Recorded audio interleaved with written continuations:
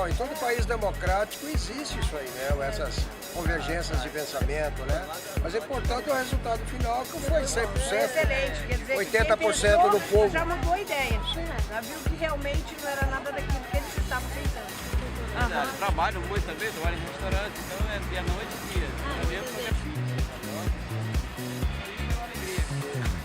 Ele não tem competência para fazer isso.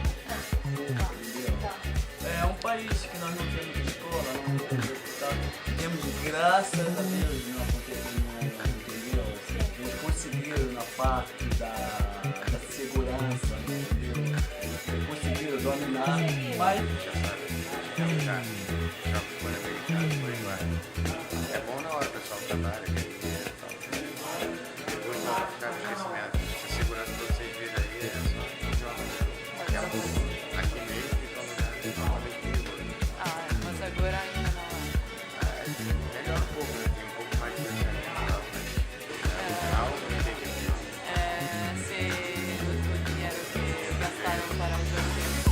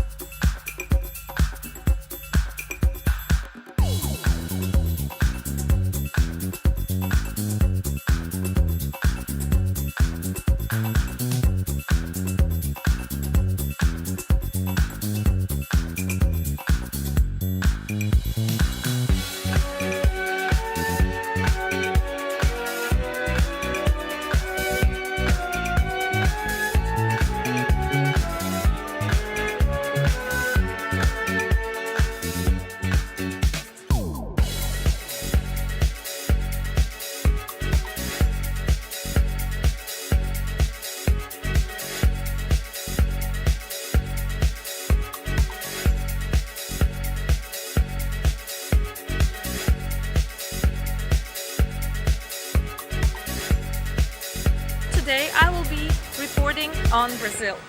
So you know that recently Brazil hosted the largest sport event for the first time in Latin America, Olympic Games in Rio de Janeiro.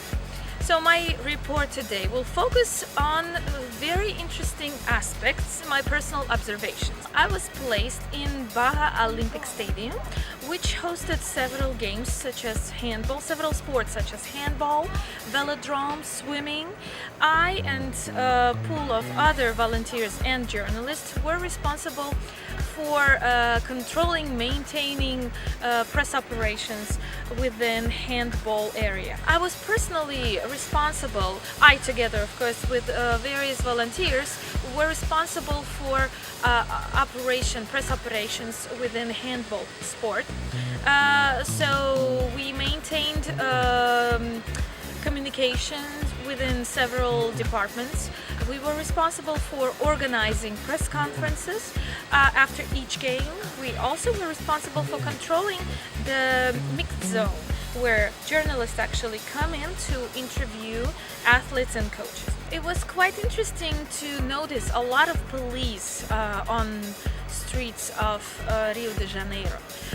Although we all know that it is very famous for violence, I did not notice any of such acts, although despite the fact that I lived in favela, everything was safe. And to my mind, I really thought that whole federal police of the whole country was brought to one place to secure tourists from whatever violence may occur. But the last important aspect which I will be focusing on is global warming. We all know that temperature in our world is rising, and just 1 degree, 1 Celsius degree can cause quite an alarming situation in the world. Brazil hosted several times conferences concerning global warming and climate change. Today it is by far the most involved into the research country, which has created a very interesting project which is called Museum of Tomorrow.